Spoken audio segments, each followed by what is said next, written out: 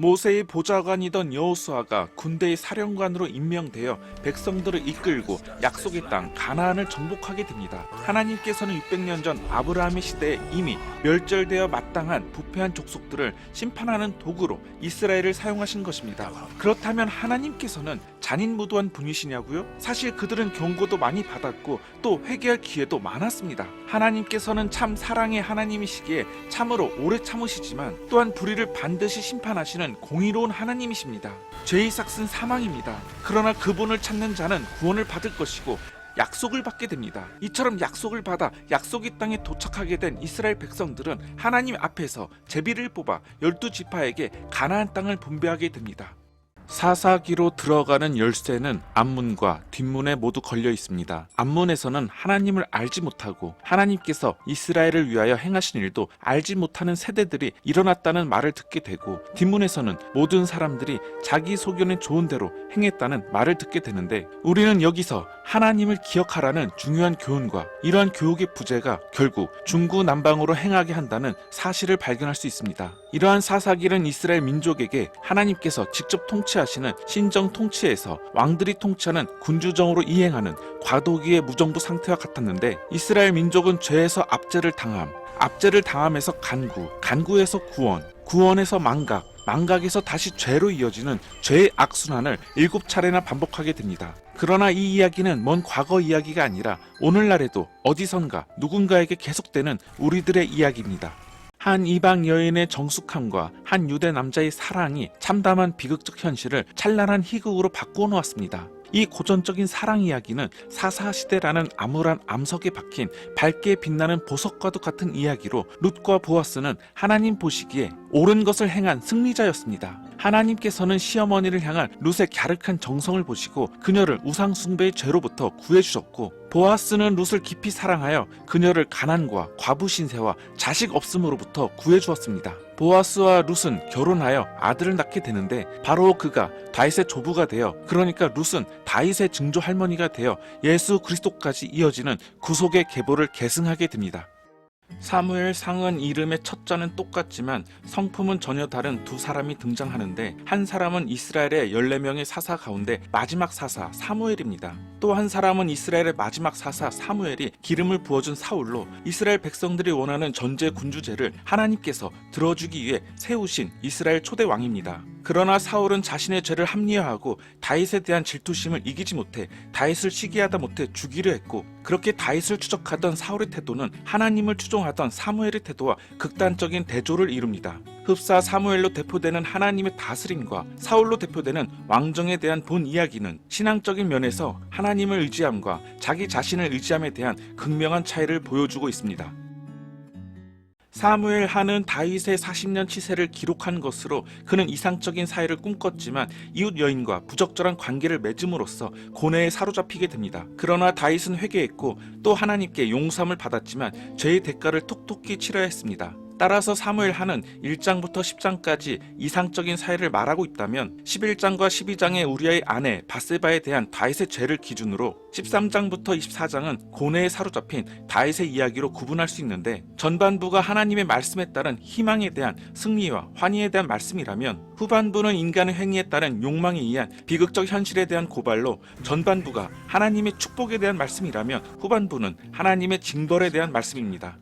선왕 다윗으로부터 12지파가 연합하여 세운 통일왕국을 물려받은 솔로몬은 지혜로 통치하여 부귀와 영화를 누렸지만, 지나친 노동력 동원과 과중한 세금 징수, 그리고 아무리 외교적인 문제라지만 지나친 이방 여인 축적과 그들이 가져온 잡다한 우상을 숭배한 것 등으로 백성들의 원성이 자자했습니다. 솔로몬 사후 그를 이어 그의 아들 르호보암이 왕이 되었는데, 백성들은 그에게 세금과 부역의 삭감을 요구했지만 거절당했고, 이에 북쪽의 10지파는 반기를 들고 통일왕국으로부터 독립을 선언하게 됩니다. 이제 이스라엘은 두 나라와 두 곳의 수도, 그리고 두 명의 왕이 존재하게 되었으며, 통일왕국에서 분리되어 나온 북쪽의 10지파는 이스라엘이라 국명을 정했고, 잔존하는 남쪽 두 지파는 유다로 국명을 바꾸게 됩니다.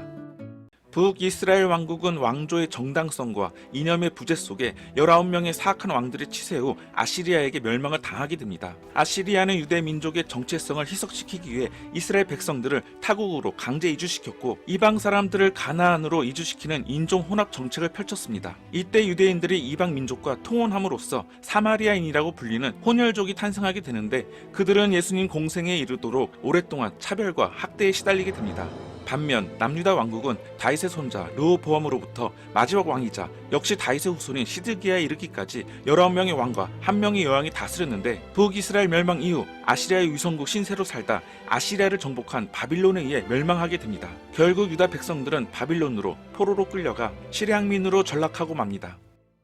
역대상은 사무엘 하와 동시대에 발생한 사건을 다루고 있으며 역대하는 열왕기 상하와 동시대에 발생한 사건을 다루고 있습니다. 그렇지만 역대기의 기본적인 역사관은 열왕기와는 다른데 열왕기가 남북 왕조의 역사를 비교적 객관적으로 서술한 반면 역대기는 북이스라엘에 대한 설명은 생략하고 남유다에 초점을 맞추는 동시에 특정 주제를 부각시켜 사건 그 자체보다 사건의 중요성에 초점을 맞추고 있기 때문입니다. 이런 차이점이 나타나는 이유는 역대기가 실제 사건이 발생한 지 한참 후 그러니까 유대 백성들이 포로 생활을 끝마치고 귀환하여 예루살렘 성벽 재건과 성전 제사 회복에 힘을 쓰던 시기에 기록되었기 때문입니다. 역대기의 기자는 포로 생활을 끝내고 돌아온 유대인들을 신앙적으로 결집시킬 필요를 절감했고 그래서 사악한 왕들의 치세로 완전히 멸망해버린 북이스라엘에 대한 언급을 생략하고 하나님을 경외했던 남유다 왕들의 치세를 부각시켜 하나님의 통치에 대한 기대와 열망을 불어넣고 또 신정체제의 재건을 촉구했던 것입니다.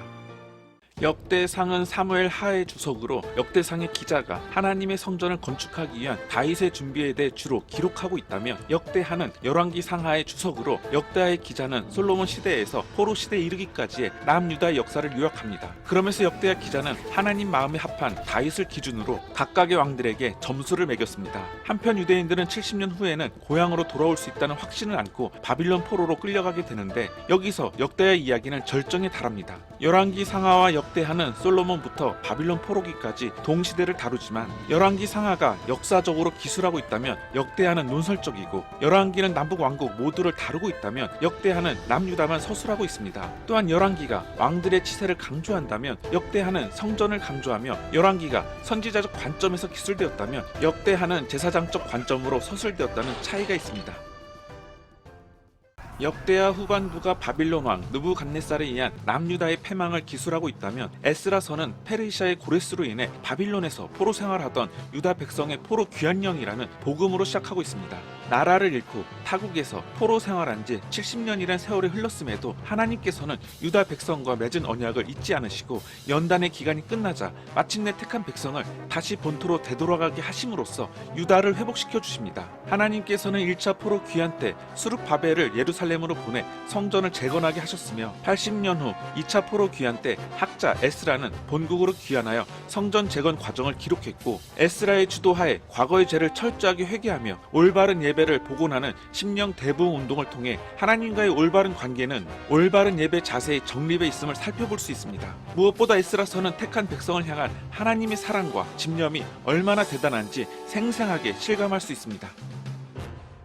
느헤미야는 바빌론 포로였지만 페르시아 왕의 술관원장으로 성공한 인물이었습니다. 하지만 하나님께서는 느헤미야를 3차 포로 귀환 때 예루살렘으로 돌려보내 52일 동안의 열띤 작업으로 무너진 성벽을 재건하게 하셨습니다. 그러나 가나안에 거주하던 주변 족속들의 수많은 방해와 위협이 있었고 그럼에도 불구하고 느헤미야는 인내와 성실로 성벽 재건 공사를 마무리하였습니다. 이처럼 느헤미야는 일진상의 부귀영화보다 하나님의 일을 더 중요하게 여기며 이를 위해 어떤 고난도 마다하지 않았는데 어려움에 직면해서도 낭망하지 않고 유다 백성을 독려하며 인내했고 또 성실함으로 초질관했습니다. 이 같은 느헤미야의 삶과 사역의 배후에는 택한 백성 이스라엘을 구원하시고 회복하시려는 약속을 반드시 지키시는 신실하신 하나님의 강력한 의지가 담겨 있습니다. 에스더로 알려진 에스테르는 페르시아의 신 이슈타르에서 기원하나 그녀의 본명은 하다사이며 성경에서 무성한 나뭇가지로 등장하고 유대교 초막절 때 쓰이는 4가지 식물 중 하나인 은메아라는 뜻입니다. 하나님께서 수룹바벨을 시켜 예루살렘 성전을 재건하게 하는 동안 하나님을 대적하는 사악한 영은 페르시아의 수도 수산에서 유대인들을 제거하기 위한 음모를 하만의 배후에 조종하고 있었습니다. 하지만 하나님께서는 그들의 의표를 찌르셨는데 에스더라는 유대 여인을 페르시아의 왕비 자리에 앉힘으로써 택하신 백성들을 구원하신 것입니다. 에스더서는 여호와라는 신명도, 성전도, 제사에 관한 기록도 전무하여 성경으로 보기에는 합당하지 않다는 논란이 끊이지 않았던 책임에도 불구하고 이처럼 이방의 포로로 끌려간 유다 백성을 전멸 직전에서 구원해 주신 하나님의 놀라운 섭리와 무한한 은총이 가장 잘 드러난 보석과 같은 책입니다. 여기서 지금까지 이어지던 구약의 역사 이야기가 중단되고 이후에 나오는 모든 책들은 앞에 있는 책들을 보충 설명합니다.